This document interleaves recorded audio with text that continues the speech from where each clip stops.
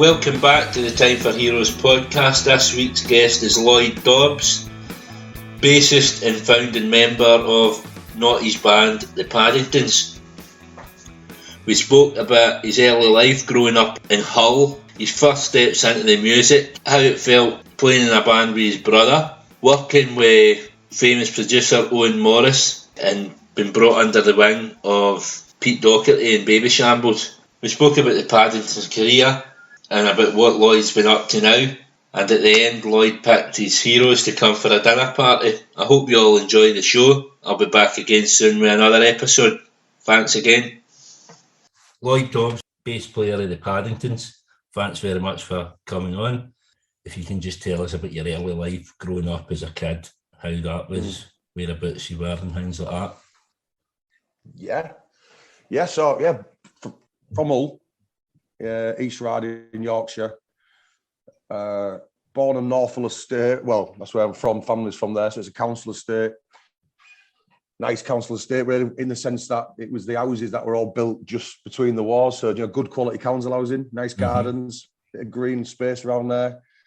Went to local school, Fifth Ave Primary School. It's not there now, knocked it down.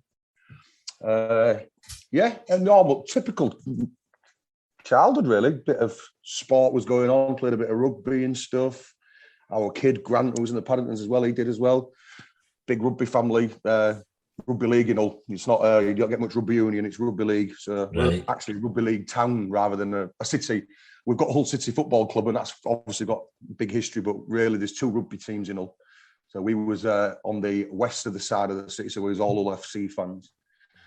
But I guess there was always music going on in the house. My old fella's a musician.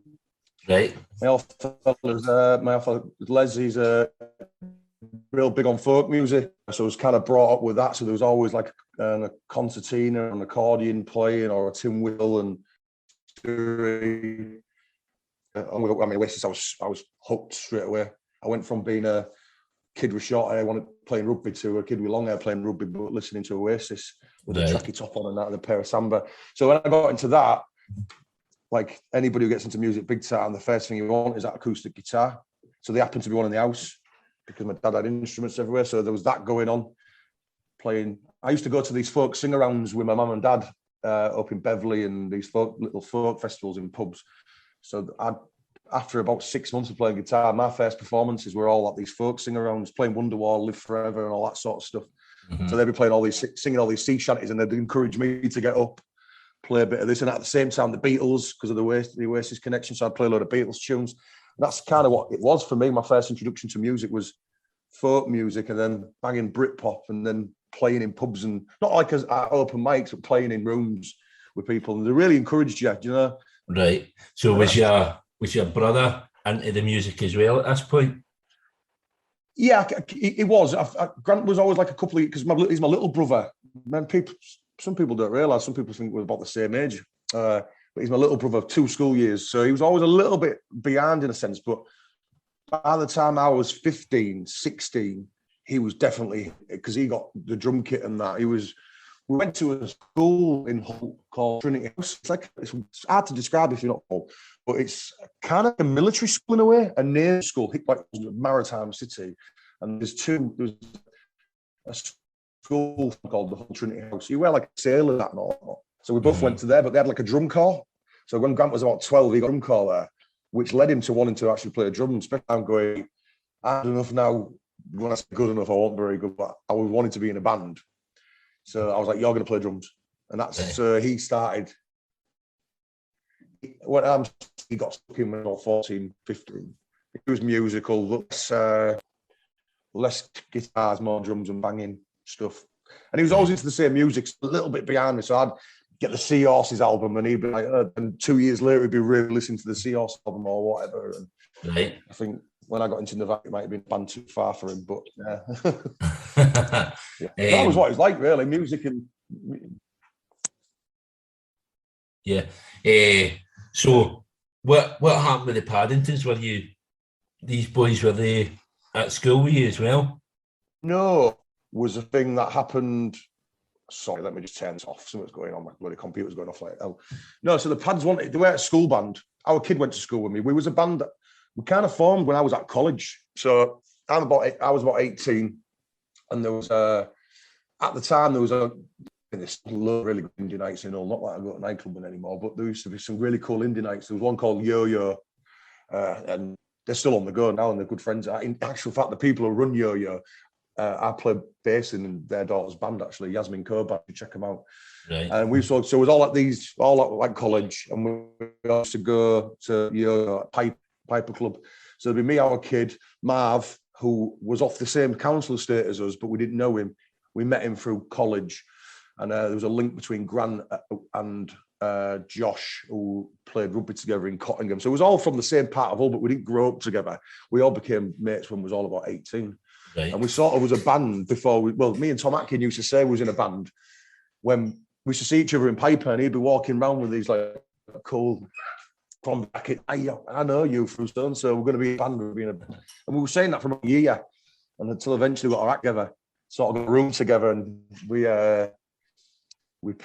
rehearsed in a space behind this booze called the Airworth Arms.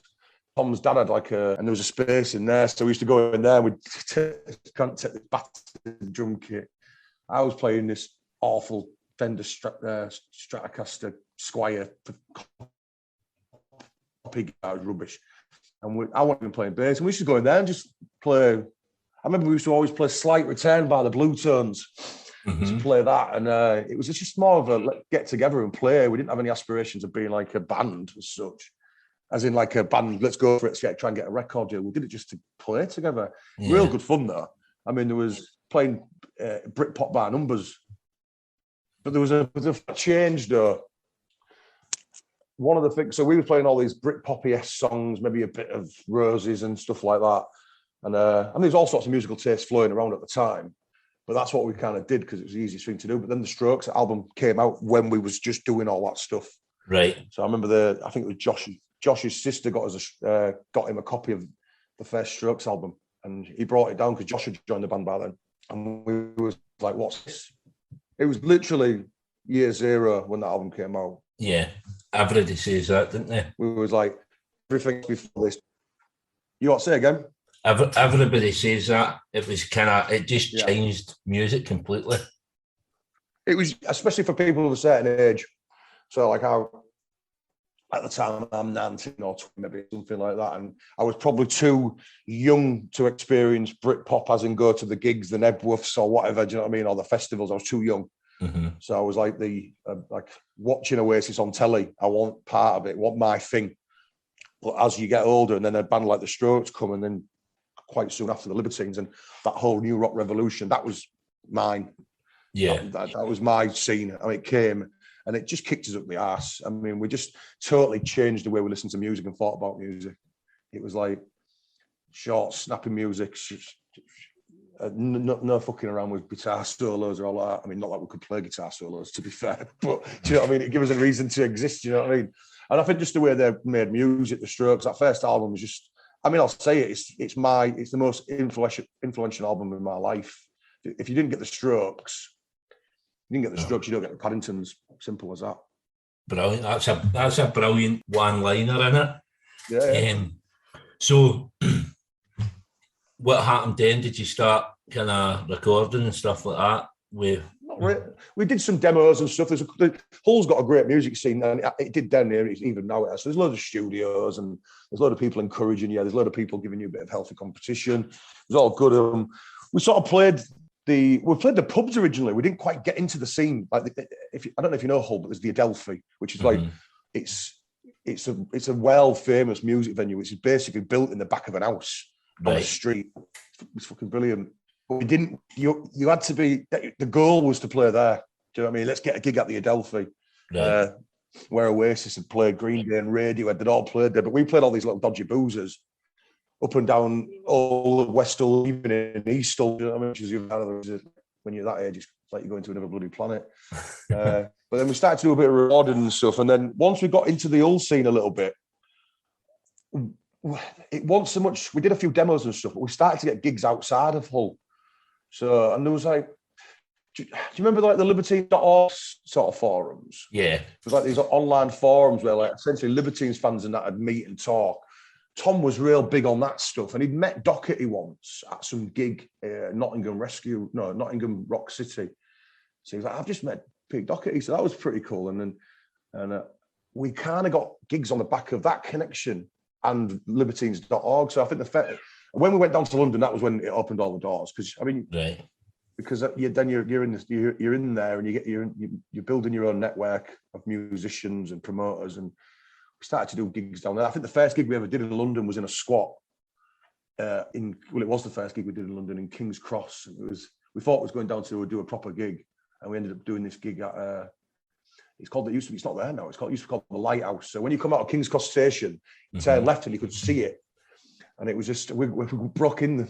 This guy broke us in. It was called Scarborough Steve. He used to be in the original Libertines years ago. That's right, aye. Yeah, and he said, "Come on." And we thought we'd having a proper gig. We was playing in a squat, which was occupied by all sorts of walks of life, from, well, I'll be honest, from heroin addicts to avant-garde artists to Portuguese punks. It was like a right hotbed of all sorts. It was like a part vice den, part informal art community. It was brilliant. So we goes in there and do a gig there. And then on the back of that, you start playing like the Rhythm Factories, and that's when you started meeting our peers at the time. So the Rocks, the Unstrung, the Rakes. Well, the Rakes came a bit later on. They weren't really part of that scene, but once you're in. I guess if you've got the will to keep pushing at it, you've almost been. The doors have been open to the network. That usually means something can happen, and we was lucky enough for it to happen, really. Right. So I mean, a lot was kind of made of the New Yorkshire scene as well. So yeah. Where would you kind of put yourself? Would you put yourselves in that, or would you say you were more the London? Yeah, we were more the London scene. Because that's what I thought as well. Because you were always kind of Pete Doherty, Babyshambles, all that. It was always that association I got with yourself. Yeah. Well, I think the New Yorkshire thing, we had friends in bands in that New Yorkshire thing. So obviously the Cribs, but the Cribs were initially part of that New Yorkshire thing. They stood on their own. And then the Cribs were never really part of the scene, weren't they? But there was Black Wire. They were good lads. They were a great band. And then there was, the big obvious ones are like Kaiser Chiefs and things like that. But then there was like 10,000 Things. Forward Russia, they were a great band. And that, I mean, I guess that was probably what was dubbed by the enemy as New Yorkshire, but I guess that was its own thing in itself. There was a really good Leeds scene. We used to go to Leeds quite a lot. I've got friends there and stuff, but we was more the London thing. And I think it was because our influences were on our sleeves. I mean, we did dress. It was influenced by the way the Strokes and then therefore the Libertines dressed and stuff. So that was a big thing. But then I remember going down to do this photo shoot outside of Buckingham Palace. So they went down, there was all these bands there. There was Pete Doherty there at the time. He was in Babyshambles. It just after he got out of prison after the first album and stuff. And there was him at the front. There was all these London bands. And there was I can mind that, Selfish Cunt and all that. Yeah, Selfish Cunt got loads of horse shit thrown at him by Pete Doherty and Dominic Masters. Yeah. There's all horse shit everywhere around it. They all like horse dance parades, just throwing it at him. No, but there was like us, the Unstrung, the Rocks, the Dogs. There was all that. And then there was this enemy journalist who put it together. And then we opened our gobs and they went, "Oh, you're not from London?" We said, No, we fuck from Hull. But we was in London every other weekend doing something. Yeah. Getting in there and making those connections. But to go back to it, we said that New Yorkshire scene, there was some brilliant bands in Leeds. And when I guess by the time the New Yorkshire thing had gone, and even like the Groton Row London thing had gone, the bands just stood on their own. You still played with all those bands and still had connections with them. I remember there was a real good New Leeds band, Les Flames, they were called. They were a real good band. Right. So Alan McGee, you signed to Pop Tones, Alan McGee's label at the time. Yeah. So how did that come about? Great, that one. They used to do these all days at the venue, the Rhythm Factory on Whitechapel Road. Mm-hmm. Oh, mate, Johnny Rhythm used to put them on, who passed away, actually. Real good guy. Right. And he used to put these gigs on. And I remember we played a few back-to-back. Like you do one month and about 2 months later you do another one.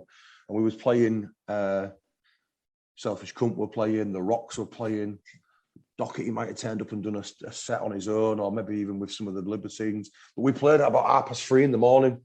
Right. So at the time we're doing our real, some of the songs that what got on the first album were played, so there was still that punk thing going on. But we weren't a fully formed band. We had a nucleus of 5 songs within a set of 10 that were showing promise. And McGee saw us, and he grabbed me and Tom about 3:30 in the morning. Credit to him, he said, "I want to sign you." We was like, "What?" And it probably resonated more with me as I'd big Oasis fan. Not that Tom was, obviously, but I'd read all the books. I knew who McGee was, and I knew the heritage he's got with like the likes of Primal Scream and things like that, and all the bands, great Scottish bands as well, like what they call Teenage Fan Club and all stuff like that. Mm-hmm. So I was like, wow, McGee's asking, he said, "Hey, I think you sound like the Saints." And at that point, I'm becoming a bit of a punk connoisseur. And I'm like, wow, yeah, I get that. One of our songs does sound like the Saints. And Tom's going, "Oh, yeah, nice one, cool." I don't think Tom even knew who the Saints were. So he said, "Hey, I've heard your demo. I played it on Deaf Disco Radio. I think it was like a thing he did on Radio 1. I said, "Well, I'll just release that." I said, "No." We went, "No, we want to re-record it." He said, "Well, I ain't got any money. So if you're going to record it, I can't pay for it, but I'll put it out." So we re-recorded 21, the single. There's a really old version. There's 3 versions out online. You get the album version, single version, and then you get this demo version. And we went back to Hull quickly, recorded it. John Spence at Fairview Studio, a real good studio. And in hindsight, it was probably a bit clean. The production was good, but it wasn't really us. But anyway, he put that out. And what had happened with that, it went out with no promo whatsoever. I guess the only thing that got people to buy it was the buzz around the scene at the time, the London scene. And it went in at number 47 with no promo, so it didn't quite make the top 40. But I think that made people, because Pop Tones was a feeder band to Mercury Universal. So I think the people at Mercury Records went, "Who's these? Why have they gone to 47 with no promo?" So that opened another door. So McGee, that single and McGee's, I guess, kudos around McGee and the fact that he finds bands, and the scene was buzzing and bubbling, and Doherty and the Enemy was full of all that stuff. It got us close enough to the line for a major to sign us, which is fucking brilliant, man. That's when our heads all went bang. Yeah. McGee comes up so much in all these podcasts, and it doesn't matter who it is. It could be bands that you wouldn't expect, and everybody loves McGee. Everybody loves Oasis. It's mental. Like Alfie Jackson for the Holloway, I spoke to him a couple of weeks ago, and their music is fucking miles away from Oasis in it, but he grew up a big Oasis fan. It's mental. We all did our age for the most part. I mean, I know them. I know Alfie. I know all the lads. We used to play with them a lot. They came a little bit after us, but not much after us. But when you'd be sat there, and you'd all be into all sorts of different music, but you usually go back. If we're all about the same age, so we're all becoming 40 or whatever, maybe a bit older, some of them. You can always go back to some Oasis gig or something. Yeah, you can. The Unstrung were like that. We were like that. I know the Holloways were like that. But then the other bands were totally naught to do with Oasis. But that doesn't mean to say that you can't nod to McGee, because McGee's not just about signing Oasis, is he? No, well, that's it. I mean, he's everywhere. He signed some of the greatest rock and roll bands, or more experimental bands that there's out there, do you know? I mean, Teenage Fan Club. Even bands like Ride that don't get a good rep, really. Oh, not Ride. I mean, he did sign them, but they're good. What were they called? She Shine On. I can't remember the name of the fucking band, but there's some ace bands there anyway. Yeah. So I mean, Teenage Fan Club there for just kind of 5 minutes away from me, and they're like fucking massive here. Aye. 5 minute train journey. So the album First Come First. Oh yeah. Recorded with Owen Morris. What was it like working with him? Mental. It was a bit, mate, yeah. I'm not going to do what Tom does. He gives away too much detail, does Tom? I think someone's going to sue you eventually, mate. Nah. I know it was great. And again, it goes back to that. You're signed by Alan McGee. So he's the Oasis connection. Then your press officer, we had a guy called Johnny Hopkins, and I still see Johnny. He's got a connection to Hull. So Johnny Hopkins is a good friend, and he was our press officer. And he was the Oasis' press officer. So there was 2 ticks. I was like, fucking hell, this is brilliant. And then our manager at the time, our managers, Nathan Leakes and Flash, I can't remember his full name. Nathan Leakes was our manager, really. good lad Nathan. They managed Owen, and then so he was brought in, and it was we initially went and recorded Panic Attack first in Parkgate Studios down near Hastings.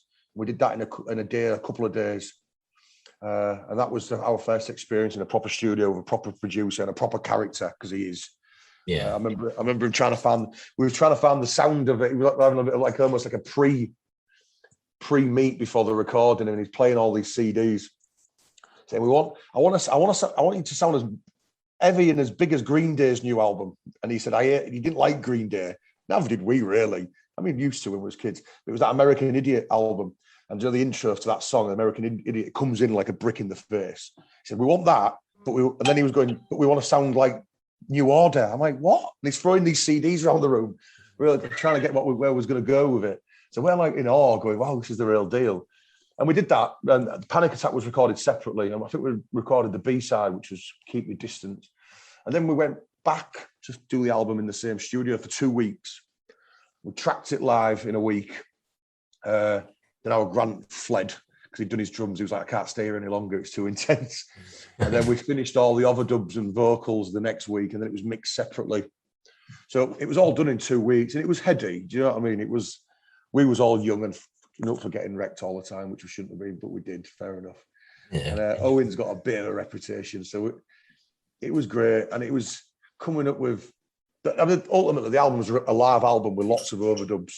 Mm-hmm. It's got a lot of guitars on it, but the essence of it is a live 5-piece, just giving it, and then you put stuff on top of it, and he made it sound massive. Yeah, you can hear that. It does sound just like a gig, like a live gig. Yeah. With millions of overdubs, though. If you actually played that album live, you'd need about 6 guitar players. if you listen to, I mean, there's loads of cool little bits, but it was what we was really impressed with is like you'd heard about Owen's. It's like a technique he reckons. Well, I believe he did. He came up with the brick wall, and so it's pushing it as loud as it can go. And I think you hear the stories that when you listen to Oasis records in the 90s on the jukebox, it was always louder. And I'm not a muso techie. It might something to do with mastering as well, but ultimately he did that to our album. It was heavy, it was loud, and it hit people in the face. I remember listening to it in an hotel room, playing it to our mates. Of one of it was a final mix, and there was a lot of our peers on the label who got signed at the same time as us. There was a few people in there. We was playing a gig. It was at the Great Eastern Hotel, East London, and we got to listen to it for the first time, and we was like, wow, big speaker system, and then but they could see the bands were going, wow. You fell on your feet there, lads. That sounds amazing.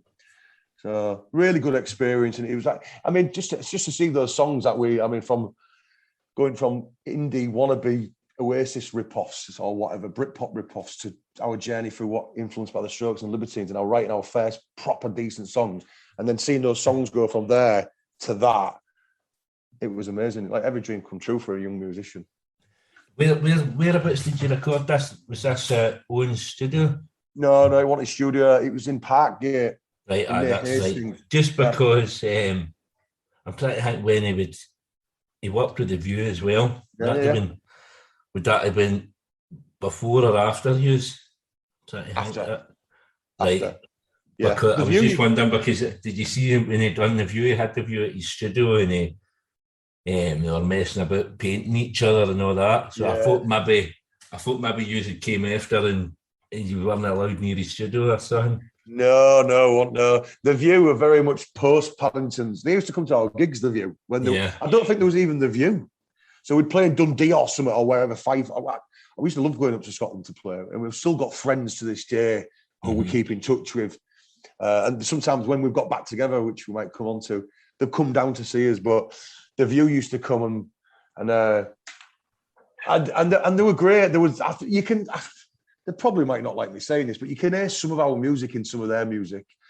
But they've got, I think Kyle's an amazing songwriter, and I think you can hear some of that. Yeah, you can hear some of the edge of the Paddingtons with some really strong pop sensibilities over the top of it. In short, did better than us. You know what I mean? But they're great lads. I think they recorded that album in Scotland, in Scarborough, I think, if I remember rightly. I remember them doing it. Yeah. I remember them doing it. Yeah, I mean, you're definitely highly thought up here, definitely in Dundee anyway. One of the boys, really good pals with a few Chipsy. He's always sharing your stuff because obviously he's kind of disappeared for ages and kind of you get forgot about. But every now and again, Chipsy's posting a Paddingtons video, man. See, I forgot about him. What a lad! He's brand new, man. Give him my regards if you see him. Yeah. Well, I usually bump into him at gigs because obviously he's up in Dundee and I'm running about Glasgow, but you always see folk like that at gigs. It's mental. So, well, I liked about when I played up in Scotland. I mean, we recorded our second album in Glasgow, right? And we stayed there for 2 months. Tony Dugan, he was a Scottish kid who he produced us. He did like Bell and Sebastian and Teenage Fan Club and all that lot. But we was there for 2 months, and people had come who we'd met in the last 3 or 4 years. It's come to stay with us all the time. So you'd have like a gang from Dundee would turn up, or some people would come from Edinburgh, but then they all live separate parts of the country, Scotland that is, but they'd all meet in Glasgow or Edinburgh. So it was there. So there was all like descending down to the gig, and it was there. It's like a community, a disparate community in a sense, because they're from all over Scotland, but they came together for the gigs, and it was brilliant to see. Yeah, I think it's just because it's not that big. It's only like a couple of hours to get kind of in these places. Yeah. So it's not that hard to kind of be connected. So obviously, kind of like touring. Yeah. Especially the first album, you were touring with Babyshambles and you played with the Cribs, Dirty Pretty Things, View, all these bands. So what was life like in the road for the Paddingtons hanging about with all these folk? I mean, we did the View gigs came a bit later on actually, but the pre-album tours were like that's when we do like supporting Babyshambles. So before we'd had an album out, we used to support Babyshambles quite a bit. And them tours were pretty. We were supporting them when Pete was in the Sun and the Mirror and the News of the World every day. So it was a bit of a circus. It was great because you got to see the Babyshambles every night. You got to knock around with Pete, and after each gig, you'd be in the hotel room or in the back of the bus or in a dressing room playing guitar with him. And I remember playing Velvet Underground songs with him all night, and it was brilliant, dream come true stuff, especially if you're a big fan. And the gigs were great, and we was finding our feet. So the album was almost raw. There was some other bits and bobs around the edges, and we was fairly tight. But it's like, I guess after the single Panic Attack came out, and we really got our shit together, and then we was going on tour on our own right by then. So we did the Toilet tour, and then we did like the QMU. Is it QMU in Glasgow? Yeah, that's a cracking venue. That was, and we sold that out, and we sold it out. How many tickets is it all? And I think it's about 900 capacity. He was like, fucking hell, we sold 900 tickets in Glasgow. And then we'd do like all the big London shows, and it's interesting actually. A friend of mine called John Andrews, and just to drop his name, because I play in a band with him now. He's a local musician in Hull, but he was in a band called Kingmaker years ago. Do you remember Kingmaker? Rings a bell. Kingmaker were like, they're a band from the early 90s. So they're Hull. They're a success story from Hull. Right. And they were on the front cover of the NME. They played the same bill as Nirvana at Reading Festival. And Steve Lamacq loved them. Anyway, they're a real good old band, and they're still playing now, actually.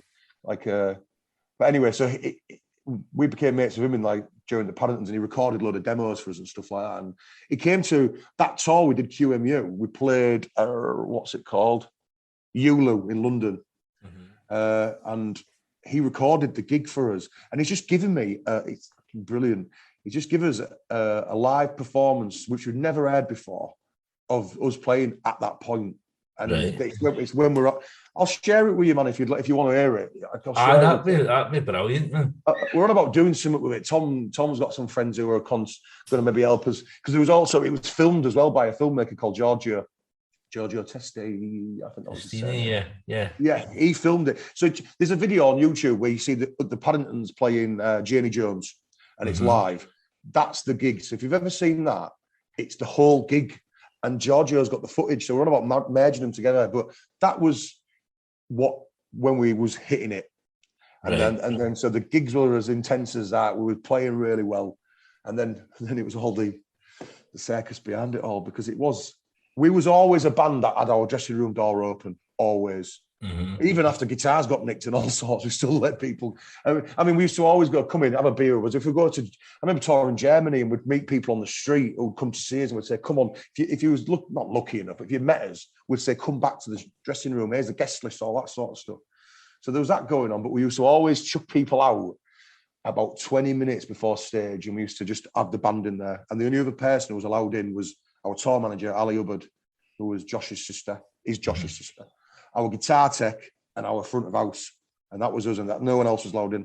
I remember my partner, Kerry, wanted to come in once, and I was like, no, and I'm still with my partner now. We've got kids together and stuff. And when we first got together, it was like, you have to leave the dressing room. She was like, why? I went, you just do. Do you know what I mean? And it was like, getting our heads into the gig, do you know what I mean? Getting a bit of fire in our belly, walking around like barking and just making weird noises out, and nervous energy in the room and stuff. Yeah. And then we go out and fucking have it. Do you know what I mean? And there was a point, 2005, 6, 7, then 3 years, that sort of version of the Paddingtons, we would bang on.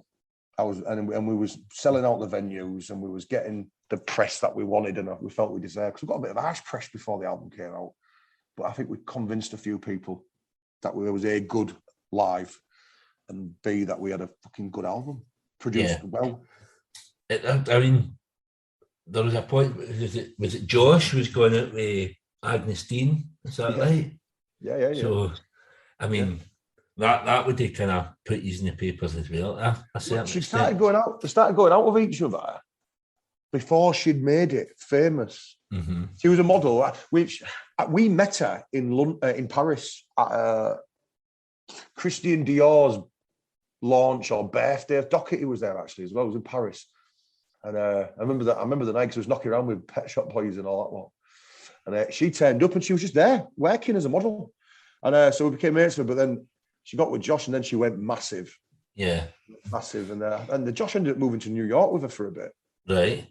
It was together a couple of years. I mean, she was ace, Aggie. I missed her to bits. I hadn't seen her for years, but she was a bit like us in a way. She was like a working class lass. You know what I mean? And there's some of that.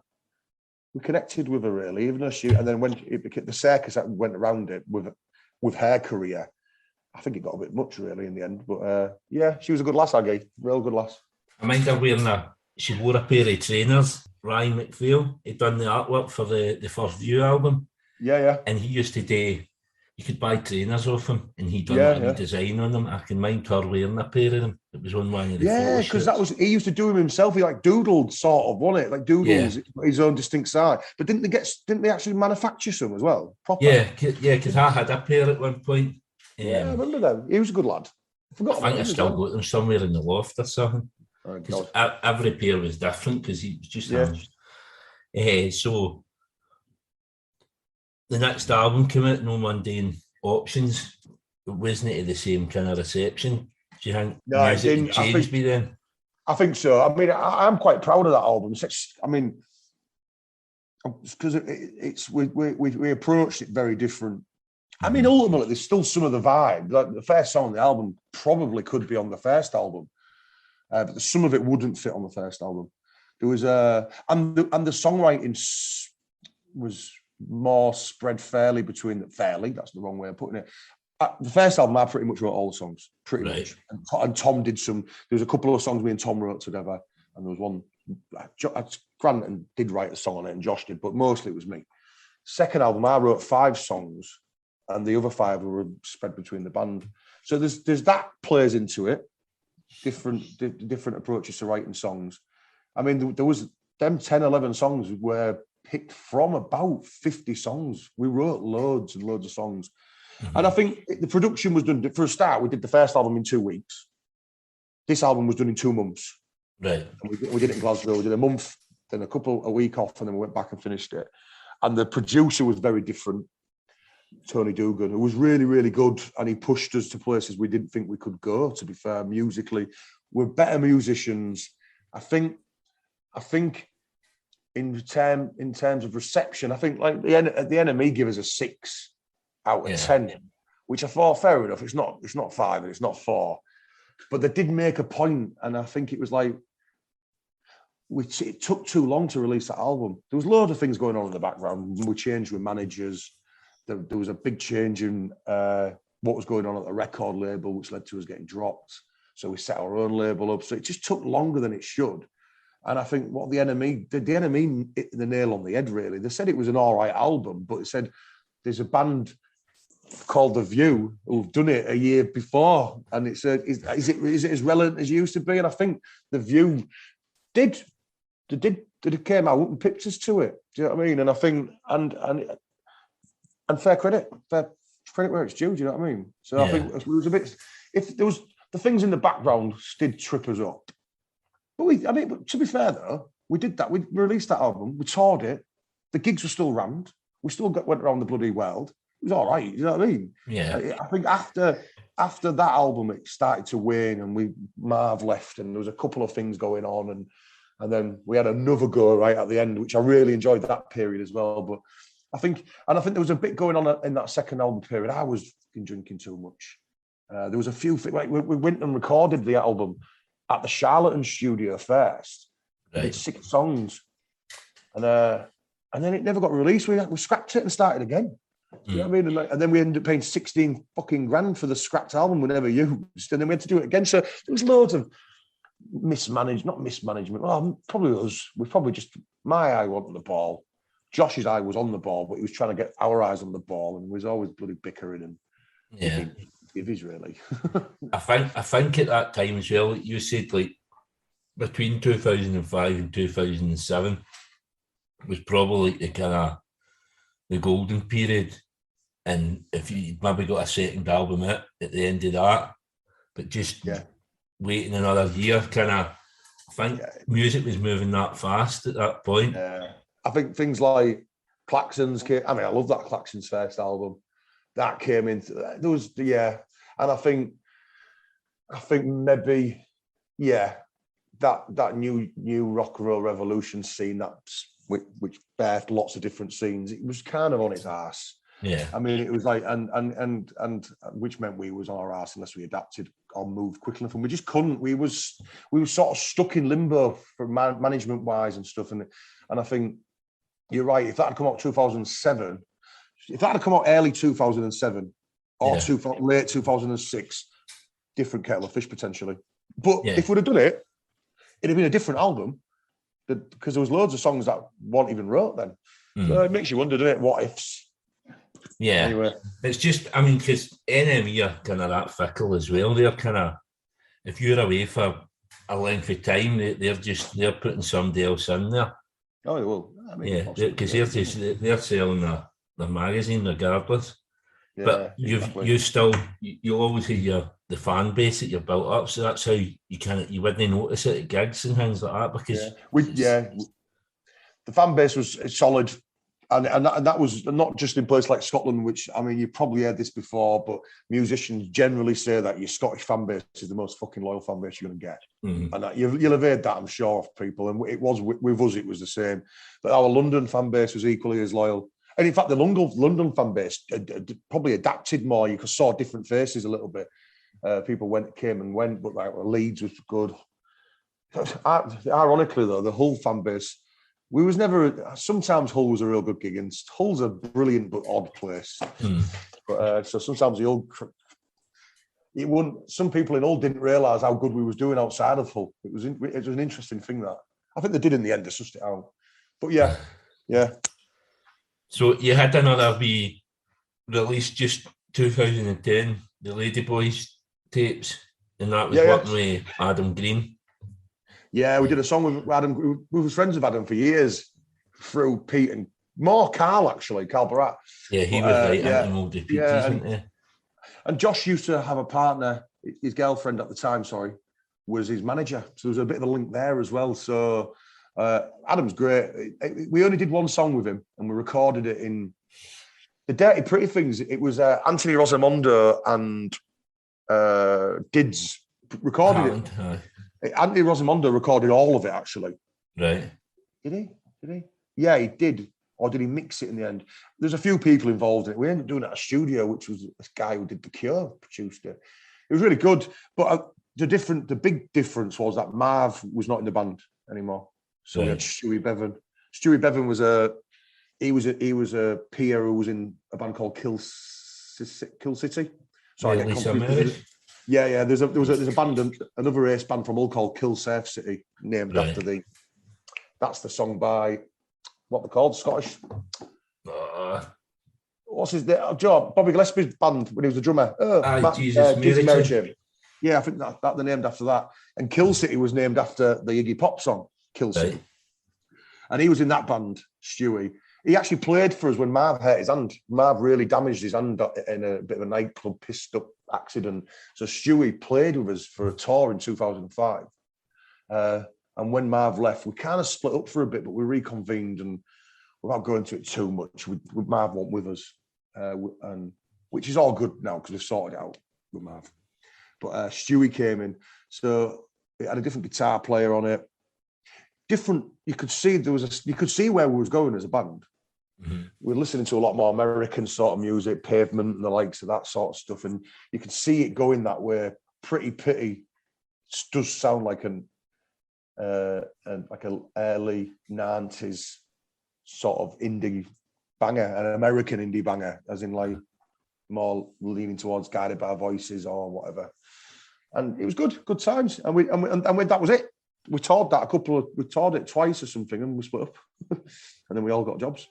Right. So yeah, because I mean that was, you went on a hiatus. Was it a hiatus, or did you kind of? We didn't formally split up. Yeah, it just stopped. One day leads into a week to a month, didn't it? And then kind of, you're just no there. But you come back. 2014. You come back for a festival. Yeah, there's a festival in Hull. I'm going to big it up now. There's a guy called Mark Page, Mac, and he. Do you know, like I said earlier on in the interview about the Adelphis where you needed to play in Hull, the other side of the coin, or the other side of the same, whatever, is Mark Page and the Sesh, a weekly night in Hull called the Sesh.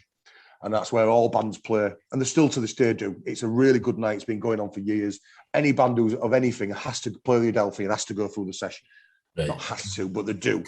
And so Mark had done a festival the year before called the Humber Street Sesh. And then 2 years later, it had grown into a bit of a monster, really. It's like a regional platform for regional bands, original regional bands. And there's fucking loads, you know. And now it's a massive... We've just done it 2 weeks ago.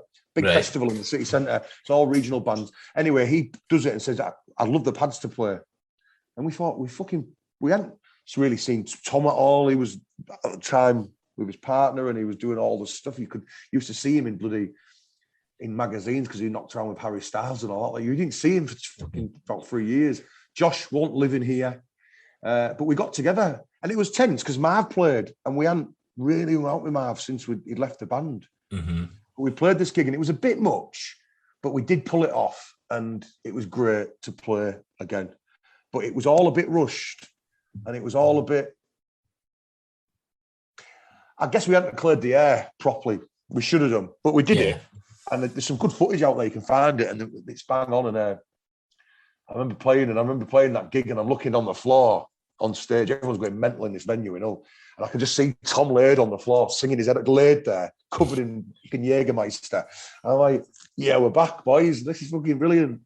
But yeah, that was it. And we didn't record anything at that point, but we did. That was like we all agreed.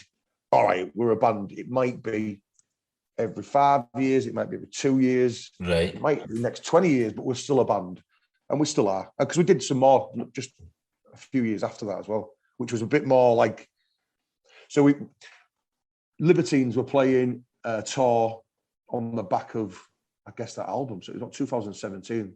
I can't remember what it's called, the album. Anyway, they was playing Ice Arena in Hull, big venue, 3,000 capacity. And they just rang us and said, do you want to play? Right. We was like, fucking yeah, go on. So we got our act together. Josh came home for it. And we was talking to Josh actually about 3 weeks before it, maybe a month, because we knew the gig was booked. And he went, should we go on tour? And we were like, can we? And we fucking did. So Josh booked, we played Adelphi as a warm-up, and that was ace. Then we played the next night at Ice Arena, supporting the Libertines, which was massive. And I was nervous for that gig, man. That was a big gig. Not because we're supporting the Libertines, but it was a big gig. And there were the feelings that you used to get when you played Brixton Academy, supporting somebody, a big old crowd. Yeah. And then we went and did 3 more gigs. We went up to Glasgow, We played a gig in Glasgow, which was ace. Mm-hmm. And then we played a Leeds show, which again sold out and was ace. And then we did a 900 capacity gig in London, which was sold out. And we went on tour.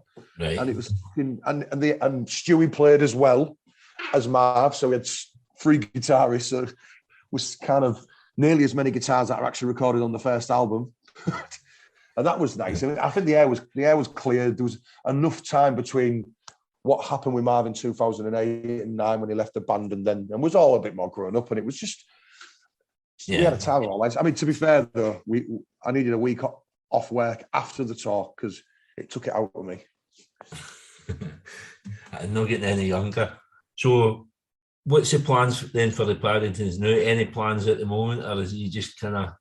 Yeah, it's interesting. I mean, there's some booked in this year.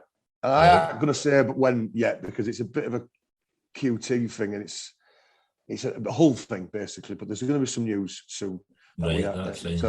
We've rehearsed about 3 weeks ago actually. Oh, that's brilliant. That's brilliant yeah, news, man. So I don't know if there won't be a tour or anything. There might be something down the line. But the thing is, what's happening is Tom Atkins gagging to play again because he's just released some solo music and then so he's always down wanting to rehearse, and we're going to gig. You're going to see the Paddingtons play, and Josh didn't listen to this because he didn't know about the gig yet. We hadn't spoken to him. He's really hard to get in touch with him because he lives in Brooklyn. So if he's in the country, of course he'll play guitar with us, and if he's not, we might have to work something out. But yeah, there's going to be something. But there's potentially going to be some other stuff we're going to do with Tom as well. So me and the Hull-based Paddingtons, so me, Marv, and our kid are probably going to back Tom for some of his solo stuff as well. So watch this space on that. And I think we'd want to record. Me and Tom have been threatening to record even just some demos this year, but we haven't got around to it because I've all got kids and jobs and stuff. You know what I mean? Yeah. But you will see, even after this year, you'll see some. We'll be about. I'd like to think we'd play a little tour again, just one. Oh, so maybe brilliant. 5 dates. If we can make that work, we can make that work. You'll certainly see one-off gigs. Certainly. Yeah. So what else are you doing? Like, obviously, you're at your work at the moment. You do a bit of youth work, didn't you, as well? Yeah, I work for a charity in Hull called Goodwin Development Trust. So it's like a old-fashioned community development organisation. It employs quite a lot of people, actually, but we support people in quite marginalised young people, vulnerable families. We housing association. I manage a project called the Training Skills Opportunities Team. So what we do is we support young people through either getting them into work, but also getting them into activities that are going to broaden their world view and get them plugged in. We do a lot of stuff around music and events management and stuff. So get young people working with musicians locally and put on gigs and stuff like that. It's great. Youth work is where I started. So like old school youth work in youth centres, teaching kids to play guitar. But I've been here 10 years now, 11 years. I think literally when the Paddingtons stopped, I went to uni and studied it, youth and community studies, and I've been working here since. It's great. I mean, Hull's got its issues. You know what I mean? Some of the council estates in Hull have got some problems, man. And organisations and people I work like Goodwin and other organisations. There's a real good place called the Warren in Hull as well, who do some really good stuff around music, and they have a record label, but it's essentially a youth work programme. Right. Places like that are needed in Hull. And then some of the staff I work with are excellent, excellent. And the young people, it's driven by young people as well. So it's not us prescribing what they need to do. Yeah. But they're experts of their situation. How can we help you understand your situation and overcome it? I really enjoy it. And it's got a political element as well for me personally. Social justice, basically. It's about righting some wrongs and helping people overcome the situation themselves, build capacity to do that. That sounds good, man. It sounds amazing. So from that, like you say about helping people through music and things like that, is there any kind of up and coming talent came for that? Anything like that? No. Not through the stuff we do, because we're more like entry level with music. I mean, there's some really good events management people, but in Hull. So here's your tips for the Hull bands, mate. So have you heard of Life? Life? The band Life. I've heard, I've seen them on Spotify, I'm sure. Check Life out. So Life are like, they're like touring mates with Idols. Mm-hmm. So and Life are brilliant, great punk band, fucking brilliant band anyway. And check them out. There's a band called Low Hummer, who I love to bits. Low Hummer, and they've just landed a bloody tour support with Manic Street Preachers. They're doing it all month. It's interesting. That's just coming up, isn't it? I think my pals want to see them. My pals got to see Manics somewhere down south, I think it is. Yeah, well, Low Hummer are supporting them. Get them to check them out. Right. And Dan, who's the singer, one of the singers, he's just got a job at Goodwin, but I don't think he can start until he's after his tour. So I'm going to let him off. So they're great. Who else? Cannibal Hannibal. Fucking noisy, horrible bastards, but they're brilliant. They're brilliant. And they're like really, I mean, they're hard to describe. We put them on supporting us on that tour in 2017, 18, whenever we did it. And Tom was like, "Oh, are they? I don't know who they are." I said, "Just trust me. These are going to blow your fucking head off." And was sat in Brudenell Social Club watching them. And he looked at me and went, "You were fucking right about these." I went, "Told you, mate." Moo. Yeah. And all them lot. They're a great set of lads.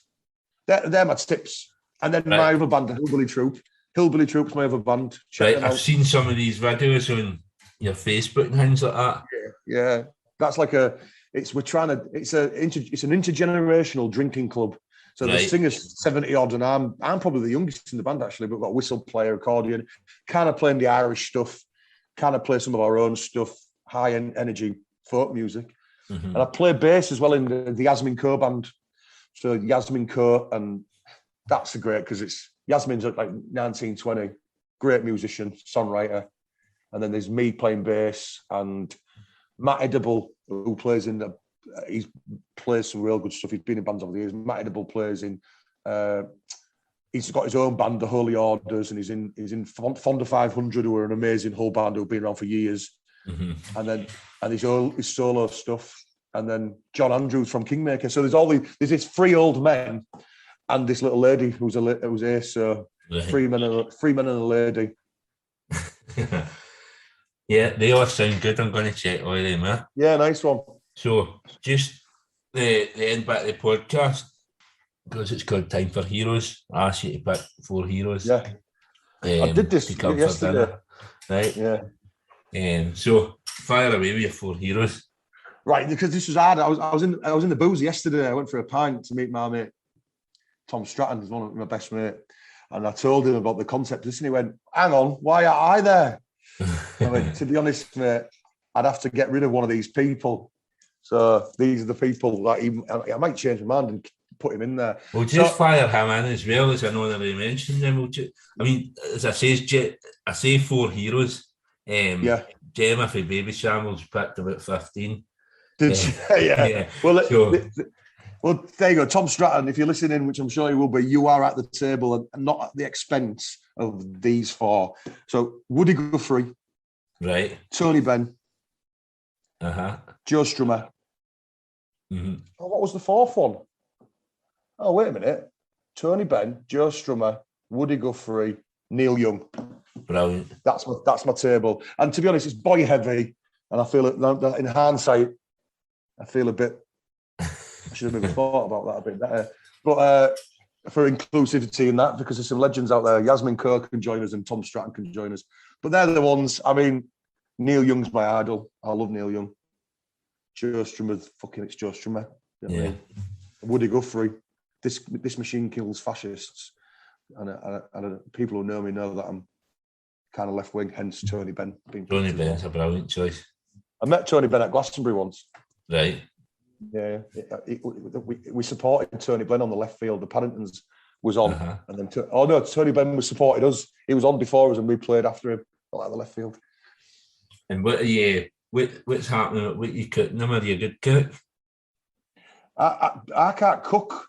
I couldn't cook, and then this is so unrock and roll of me. But in lockdown, me and my partner Kerry got into Hello Fresh. You know that Hello Fresh thing where you get the box of food and all that lot. And it's like, I like it because it's kind of like, I describe it, it's like Lego or Meccano, but with food. So I've learnt a few things. So I guess I'd cook a curry or something, see what they thought of that. Yeah. But if you asked me 2 years ago, it'd have been beans on toast.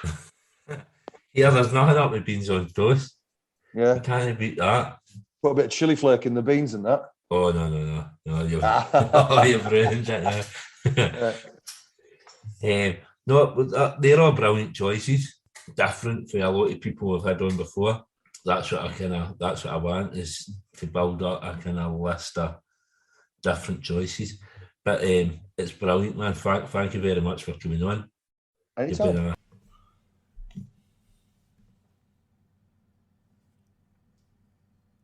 I hope you all enjoyed this episode of Time for Heroes podcast. If you would like to get in touch, the best way is on the Facebook page, Time for Heroes podcast, or on Instagram at Time for Heroes podcast, or Twitter at Time for Heroes P1, or drop me an email at timeforheroespod@gmail.com. You'll find Time for Heroes on all podcast platforms, including Spotify, Apple, Google and Amazon. Please leave a review where you can, share with others, and more importantly, enjoy.